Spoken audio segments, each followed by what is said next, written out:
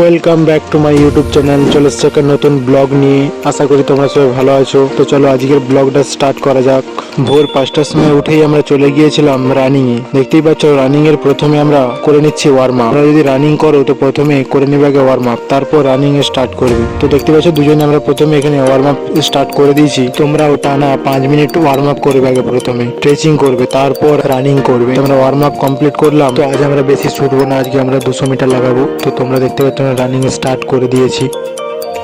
আমরা রেগুলারই এখানকে ছুটতে আসি, এটা হচ্ছে আমাদের নলবনার বাঁধ। আমরা অনেকেই আসি, তো আজকে আমাদের বন্ধুগুলো আসেনি, তো আমরা দুজনেই ছুটছি। এখন দেখতেই পাচ্ছ তোমরা 200 মিটার কমপ্লিট করে আমরা করতে এলাম পুশ আপ। দেখতেই পাচ্ছ আমরা এখানে 10টা করে পুশ আপ লাগালাম। আমরা সেরকম পুশ আপ দিতে পারিনি, তবু আমরা চেষ্টা করছিলাম যে ভালো করে পুশ আপ দেওয়ার। তো তোমরা যদি কেউ পুশ আপ দিতে পারো প্লিজ কমেন্টে জানাবে। তোমরা টানা কটা করে পুশ আপ দিতে পারো সেটাও জানাবে। এখানে পুশ আপ কমপ্লিট করলাম আজকের মতো। তো এখানে পুশ আপ কমপ্লিট করে চলে এলাম পুল আপ দিতে। তো দেখতেই পাচ্ছ এখানে 10টা করে পুল আপ দিয়ে দিলাম আমরা। আজকের মতো ওয়ার্কআউট এখানে শেষ করে বাড়ির দিকে রওনা দিলাম। শীতের সকালে এখনো ভালো করে ঠান্ডাটা কাটেনি, ঘড়িতে বাজে এখনো প্রায় 7টা বাজছে যখন। তো বাড়ির দিকে রওনা দিলাম আমরা। তো আমরা দুজনে গল্প করতে করতে বাড়ি চলে এলাম। তো বাড়িতে আসার পর এখানে বুটগুলো রেখে দিয়ে তো আমি দেখছিলাম যে আমাদের ছাগল বাচ্চাগুলো ঠান্ডাতে জড়ো হয়ে গিয়েছে। দেখতে পাচ্ছ ছাগল বাচ্চারা ঠান্ডাতে কেমন হয়ে গিয়েছে। সকালবেলায় আমাদের ডাঙা ধারে এত বাতাস দেয়, তার জন্য ছাগল গরুগুলো ঠান্ডায় কাঁপতে থাকে সকালবেলা। আমিও ঠান্ডাতে কাঁপতে কাঁপতে চলে গেলাম একটা ব্রাশ নিয়ে মুখ ধুতে। ঘড়িতে 8টা বাজতে যাচ্ছে, এখনো পর্যন্ত রোদ ঠিকঠাক করে বেরোচ্ছে না। তো ফাইনালি দেখতে পাচ্ছ রোদ হালকা হালকা বেরিয়ে গিয়েছে, আমাদের ডাঙাতে দেখা যাচ্ছে এবং চারিদিকে হালকা হালকা রোদের আভাসটা বেরিয়ে পড়েছে। তো আমি মুখ টুক ধুয়ে ফ্রেশ হয়ে গিয়েছি। এরপর বাড়িতে গিয়ে বসলাম একটু বই নিয়ে। বই পড়া কমপ্লিট করে যখন এলাম ফাঁকে, তখন ঘড়িতে বাজে 10টা। তো তারপর আমি টুপি আরে রাখার পর এখানে ভাবছিলাম যে রোদ তো বেরিয়েছে, তো এরপর খাওয়া দাওয়া কমপ্লিট করতে হবে, কারণ ছুটে আসার পর থেকে এখনো অবধি কিছু খাওয়া হয়নি আমার। তো এখানে আমি রোদ পোয়াচ্ছিলাম দাঁড়িয়ে দাঁড়িয়ে। তো রোদ পোয়াতে পোয়াতে দেখছি এখানে ঠাকুমা করছে রান্না। তো ঠাকুমার কাছে গেলাম, তো যেয়ে দেখলাম যে ঠাকুমা কি রাঁধছে।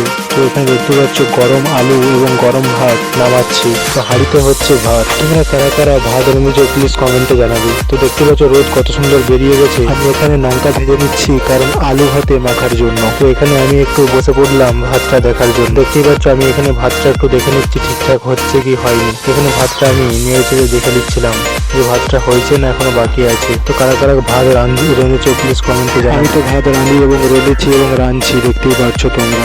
ভাত রান্না কমপ্লিট করে বসে পড়লাম খেতে। দেখতে পাচ্ছ আলু ভাতে আর গরম ভাত নিয়ে বসে পড়েছি নিয়মানুসারে।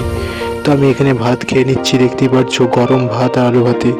সকালবেলায় গরম ভাত আর আলু ভাতে বিরাট লাগে খেতে আমাকে। আমি এখানে ভাত খাওয়া কমপ্লিট করে বসেছিলাম রোদে। তো দেখতে পাচ্ছ এতটাই যে রোদের তাপ বেড়ে গেছে আর কি বলবো। তো রোদে বসে থাকতে থাকতে মা গেছে বাড়িতে। তো চলো বাড়িতে যাওয়া যাক।